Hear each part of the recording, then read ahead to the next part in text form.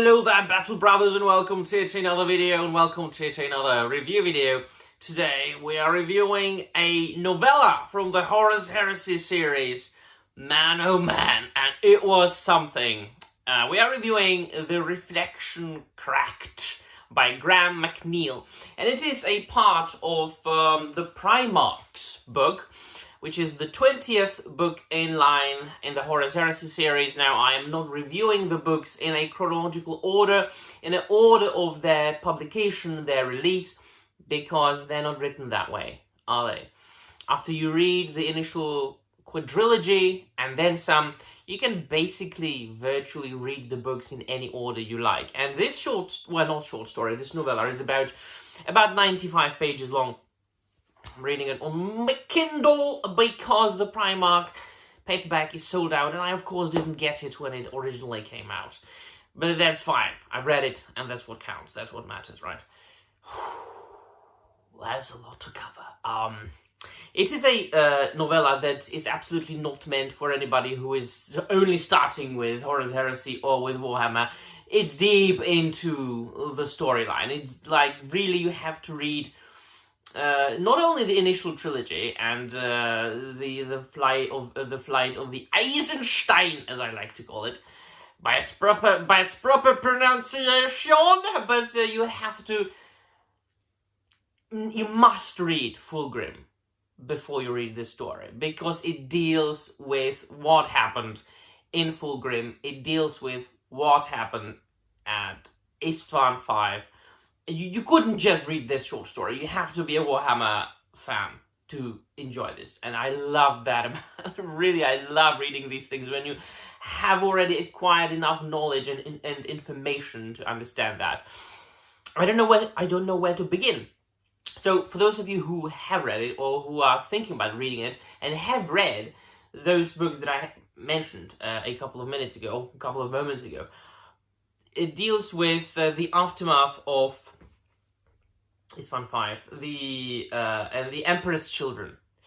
And after they started transforming themselves, quote unquote, it deals with after the aftermath of the happenings at La Fenice, which of course was one of the more colourful descriptions of debauchery and the influence of Slaanesh upon the Emperor's children in the series. What happened there was an unearthly, hell-like, demonic orgy that happened on the deck of the Emperor's children's flagship.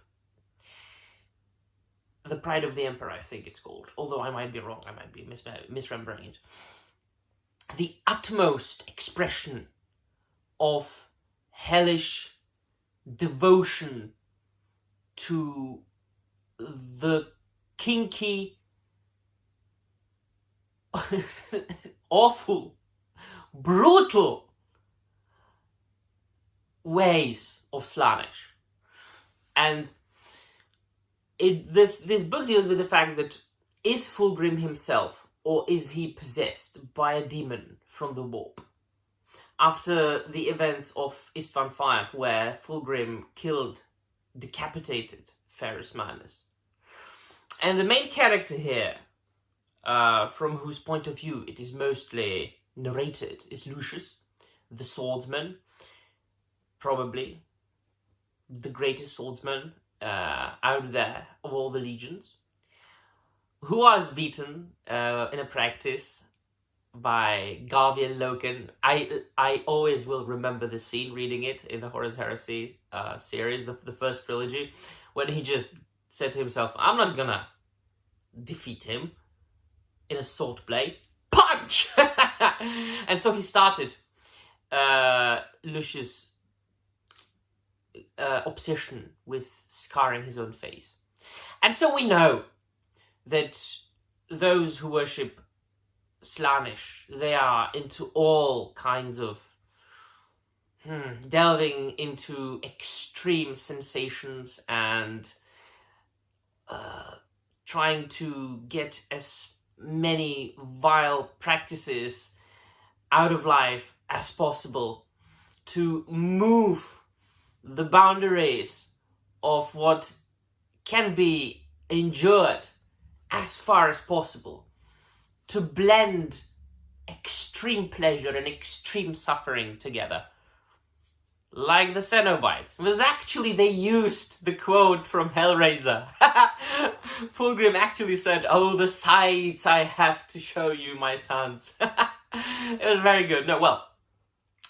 And so the first captains of Emperor's Children, they have the suspicion that Fulgrim isn't Fulgrim, that his body was taken by the demon on Istvan 5, and his soul, Fulgrim's soul, was imprisoned in a painting that was painted way back in one of the first 5 volumes. I think it wasn't Fulgrim.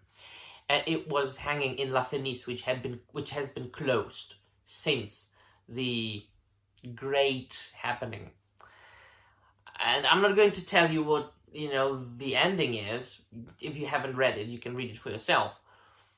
But I thought that the description of the orgy and the horrors at La Fenice in the Fulgrim novel was like the top that I could read about, or as far as this subject matter is concerned, in Horus Heresy. Well, this novella topped it. The subchapter, or the passage, which was quite long, of the torture that the first captains, or that the captains of the respective companies inflicted upon Fulgrim when they were trying to banish the demon out of his body, and and how it was described that Fulgrim actually enjoyed it so much, and the things he said to his Astartes, the fact that they actually used a torturing device that looked like a pear, shoved it into Fulgrim, if you know what I mean, and just kept opening it, and he was like, oh yes, just one more turn. That was so vile. I mean, kudos, man. Of course. And do you know why is this so staggering to read? For those of you who know Warhammer, Horus Heresy, and Warhammer 40k, you know why. Because it has always been a fact that you absolutely cannot connect the Astartes with anything sexual. Absolutely not. They are asexual characters. Do you know, I mean, manly, masculine men, but you know what I mean. They don't think about these things at all.